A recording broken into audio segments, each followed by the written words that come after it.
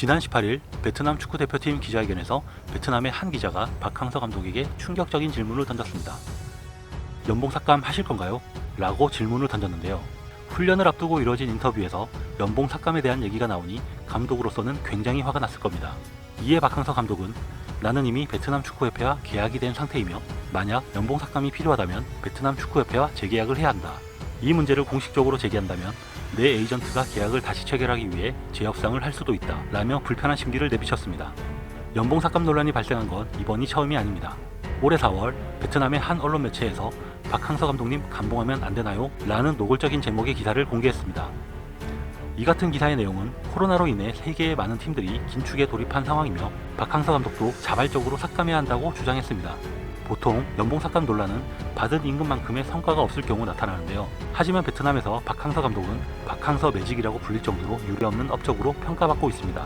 박 감독은 2017년 9월 베트남 국가대표팀 감독으로 선임되었고 한국인 지도자로는 역대 4번째 대표팀 감독이 되었으며 취임 후 가장 먼저 한 일은 선수들의 식단 관리였습니다. 이후 베트남 선수단의 근본적인 약점인 기술과 전술 이해도 부족을 중심으로 체계적인 훈련을 진행했으며 2018 아시아 축구연맹 선수권 대회에서 베트남 축구 역사상 결승 진출이라는 대업을 이룩했습니다. 아쉽게 대회 준우승에 그쳤지만 동남아 최초의 결승 진출이라는 성과를 이루었습니다. 베트남 안방에서 열린 비나폰 4개국 대회에서 지난 대회 결승에서 만나 패했던 우즈베키스탄에 1대1로 비기며 최종 2승 1무로 우승하기도 했습니다.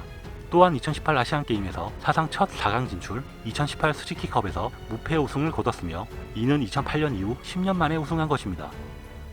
2019 아시안컵 8강 진출, 태국에서 열린 2019 킹스컵 준우승 쾌거 등 박항서 감독의 유례없는 성과로 당시 베트남의 젊은 층들 사이에서 한국을 형제의 나라라고 부르는 네티즌들도 많았습니다. 스즈키컵 우승 다음 날 현지 자동차 업체의 기념 행사에서 받은 경력금 10만 달러를 베트남 축구 발전과 불우이웃을 위해 써달라며 전액 기부까지 했습니다. 유례없는 성공을 거두었지만 그 당시 감독으로서의 월급은 2,500만 원으로 연봉 3억 원이며 이는 주변의 다른 나라 국대 감독들에 비해 터무니없이 낮은 편이었습니다. 인도네시아 축구대표팀 감독의 연봉만 해도 박항서 감독의 8배인 25억 원이나 되었습니다. 현지 언론이 밝힌 바에 따르면 2019년 11월 재계약을 통해 연봉은 약 11억 원으로 인상되었다고 합니다. 하지만 박항서 감독의 업적에 비하면 결코 많은 연봉이라고 할 수는 없습니다. 그럼에도 일부 베트남 언론들은 옆나라 태국 대표팀 감독의 연봉 자진 삭감을 예로 들며 박 감독의 연봉 삭감을 강요하고 있습니다. 익명의 관계자에 따르면 베트남 축구협회 역시 자발적으로 급여를 삭감하길 원한다는 뉘앙스를 풍기고 있으며 이 소식을 들은 많은 국내 네티즌들이 분노하고 있습니다. 일부 댓글에서는 열받는다. 한국으로 유턴해서 우리나라를 위해 능력을 발휘해달라. 배신의 나라에서 더 이상 기대할 게 없다. 뒤통수 맞기 전에 잘 생각해보세요.